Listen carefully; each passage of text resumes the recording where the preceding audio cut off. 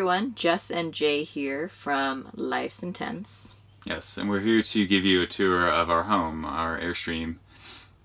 We wanted to start this video outside, but... Yeah, we're here in the desert near Fruita, Colorado, and it's really windy today.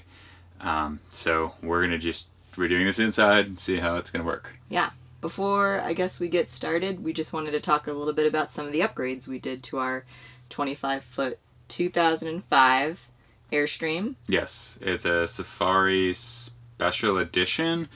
It's just kind of like an international body with a bunch of like upgrades, but it's still like Safari trim. So our cabinetry and whatnot is like Safari, not international. If you're familiar with Airstream, you know what those are. But so I guess the first thing we could talk about is this lovely couch that we are sitting on. Mm-hmm. It is a jackknife couch, and we decided to keep it. And I did paint it. And I can definitely link to how I did that, and maybe we'll show a video of how I did that. But we wanted to tone down the gold tones in the couch because we wanted it to feel a little bit more neutral.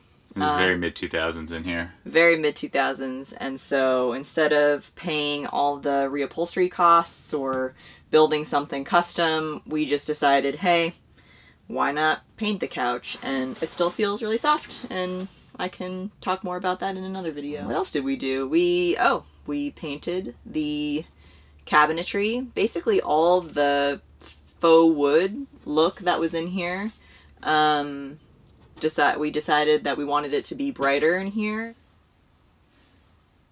So something that we were on the fence about doing, and we're really glad we did, was we upgraded our kitchen countertop. We grabbed some butcher block and we put that in, gave us some more counter space, because the main goal when we were redoing the kitchen was we had a really shallow sink that was really wide, and it gave us like 4 inches of counter space.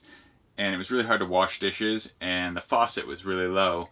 So we got a higher faucet, deeper sink, and then a much smaller sink, but you could still wash something in it decently, and it actually freed up a ton of counter space, so that's been great.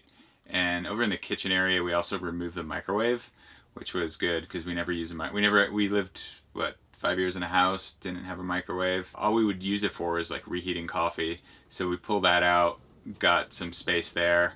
And then today we actually installed, we had it for over a year now, the Grundstahl, I don't know how to say it, Ikea knife block, magnetic knife block.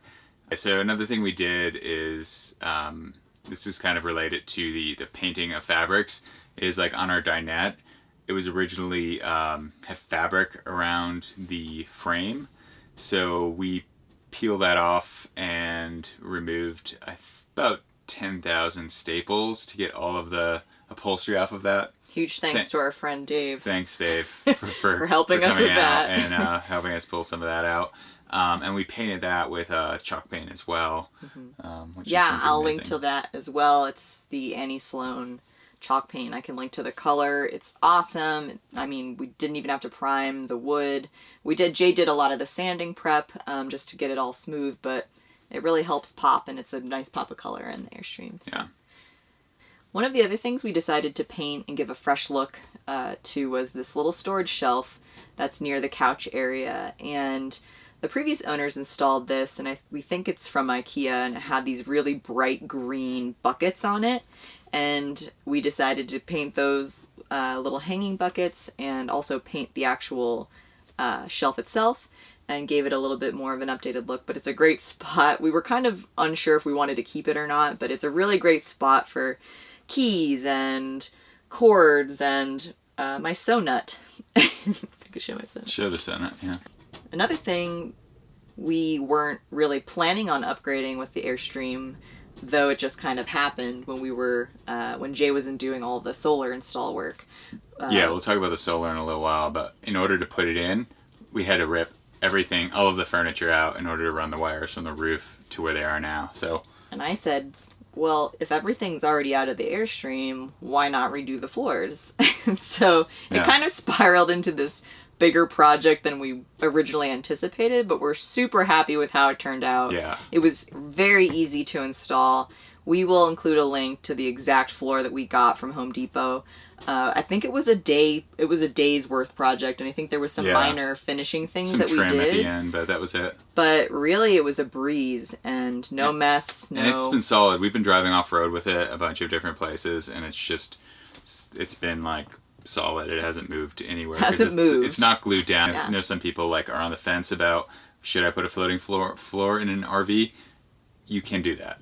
It seems to work. You can. The box says you shouldn't. We haven't jumped it yet. We have not jumped the RV yet. No, we haven't done that yet. So far so good, and we'll definitely keep you updated in the coming months. Another thing that really allows us to boondock and stay in interesting places, like we're staying right now, is the solar array that we put on the roof. So we put 400 watts of solar on the roof. It's 4 100-watt panels, and they kind of make their way down into a really nice area charge controller. A nice charge controller that kind of controls everything, and a battery monitor, as well as a 1,000-watt inverter. So that kind of lets us, not worry about energy at all when we're out in a remote spot. So those are all the upgrades we made, and I'm sure we're probably missing something. But now we can kind of go through and give you guys a little walkthrough of the whole Airstream.